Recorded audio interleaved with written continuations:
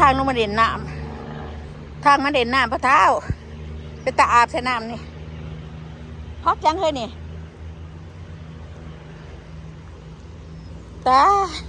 เขาปูบะทันแดดตีนี่นี่ห้อยป่ะยูเชเดอร์ใช่ห้อยหน่อยห้อยใช่เอากระยางไปเอาไหมเพื่อนไปเอาไหม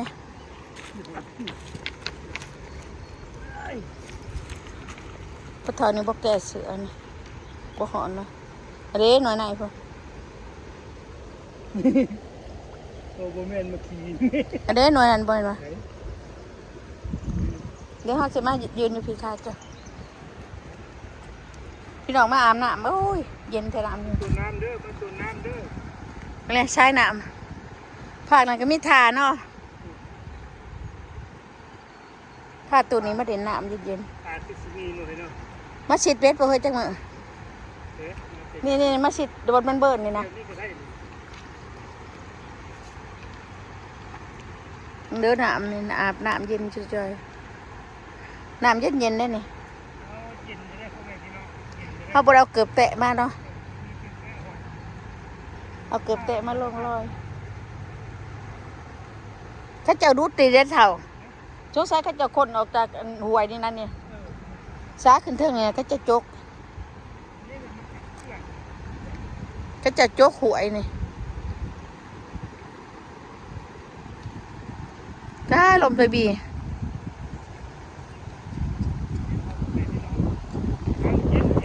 ป้าตัวลมแต่พี่น้องเย็นแทะเด่นว่า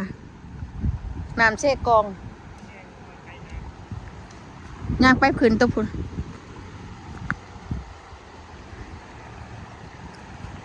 มันมีหาดตึกปลาได้พี่น้องเลยเขาตึกปลาได้ทางขึ้นกันทางขึ้นอันนี้น้ำเย็นๆโอ้ยมันไปบนมันเบิร์นพูนมันมาอยู่นี่ครับบนได้มันเบิร์นไปอยู่บนเบิร์น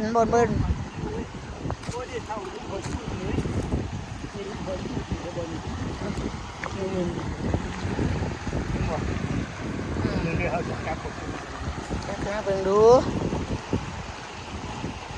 น้ำใสเย็นกันขนาดแม่นบ่แม่นขนาดแม่นบ่คือกลแดงแต่บ่แม่นตีกลแดงบ่แม่นห้อยกลแดงห้อยตัวดำแดง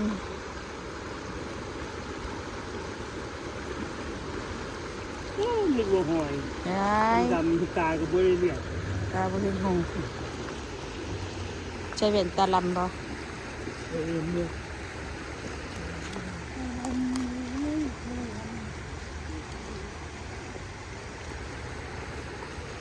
ย่างกระจุกกระจักน้ำพน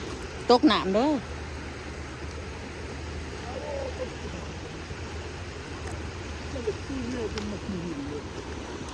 จะได้กระตูนหนามพอเช้านี่ตามเลยฮะก็ยังไปพื้นที่ได้ไปได้เอากับโยบเทิงเลยเนาะไปบเทิงปุ่นเดินไปมานี่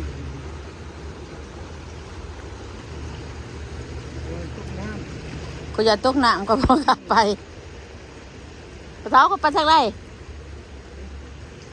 ไปทางใดไปบ่ได้อันนี้ก็ไปบ่ได้ได้ฮะน้ำได้พอดีมีไว้ปลาเคยมาตกอยู่ปลากดปลายังตัวใหญ่ดีได้พี่น้องโอ้เป็ดลอยน้ำป่ะฮะโอ้ช่องตัวบางใหญ่ป่ะเป็ดหานบ่เป็ดหานบ่ฮะ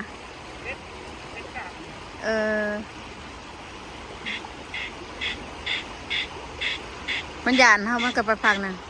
ได้พังเมืองพังในเมืองกันมันเลยพังนั่นตะกี้เป็นเคลื่อนไฟฟ้าดิเขาบตันเดี๋ยวมันน้ำท่วมเขาบตันเคลื่อนเอาจับพาแม่กระเด้าจิไปหาจับพาไปหาไหนบ่ ไปก็ขึ้นเทิงพุ่นน่ะเฮ้ยเขาอย่าตกน้ำ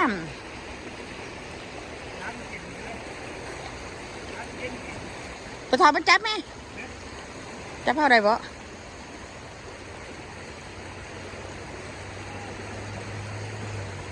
จับพอได้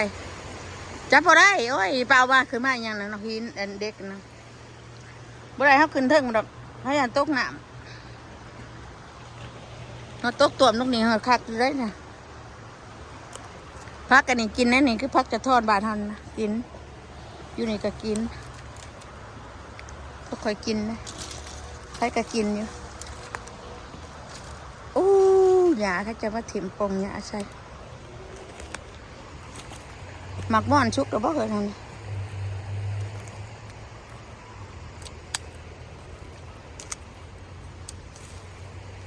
ดอกปลาดอกดงดอกไม้ดอกเข็ม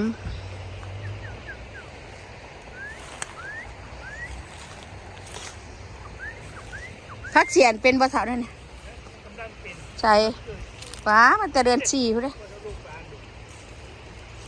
พักเสียนนี่มันจะเดินฉี่พุ่นได้วิลาน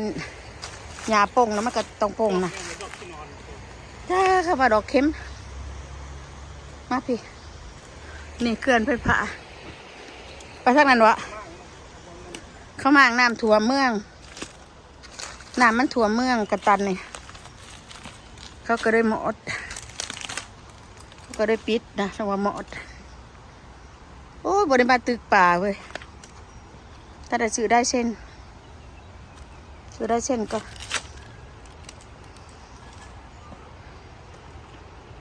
ซื้อได้เส้นก็มาหาตึกเบิ่งเนาะนี่เลือกการมาได้พ่อแม่พี่น้องเลือกการมากับพาเดียวมาหยังเลาะลิดมากินลมชมวิวน้ำไหล เย็นเย็น น้ำไหลเย็นอยู่ได้พ่อแม่น้ำนี่เย็นเย็นหน่อยเนาะ นี่ห้อยเด็กเขามาเด่นอยู่เห็นดูในน้ำไหลไปพูนมึงนึงยืนอยู่พุ่นอ่ะบ่เอาขี้ข้านมันปลาหน่อยข้านคั่วปลาหน่อยบ่อยากไล่ปลาหน่อยใจตัวใหญ่ขี้ข้านคั่ว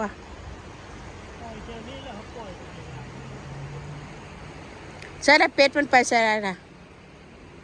ไปพักนั้นละเป็ดมันไปพักนั้นละเอ้ามันเป็นพ้นตกวะนี่เขาเห็นพ้นถือเข้าแล้วนี่ว้ามีน้ำเงียเทเวลาอีกพวกข่อยมาเด่นน้ำมาตการแล้วก็เวเด่นน้ำนะมาเด่นน้ปลาหลายหลายำปลาซิวหน่อยท่านได้ซื้อลายเส้นพ่อแม่พี่น้องซื้อลายเส้นเป็นมาติดห้อยกับมีเยอะนะห้อยกาบกี่กับมีห้อยกาบกี่ใหญ่ห้อยกี่ใหญ่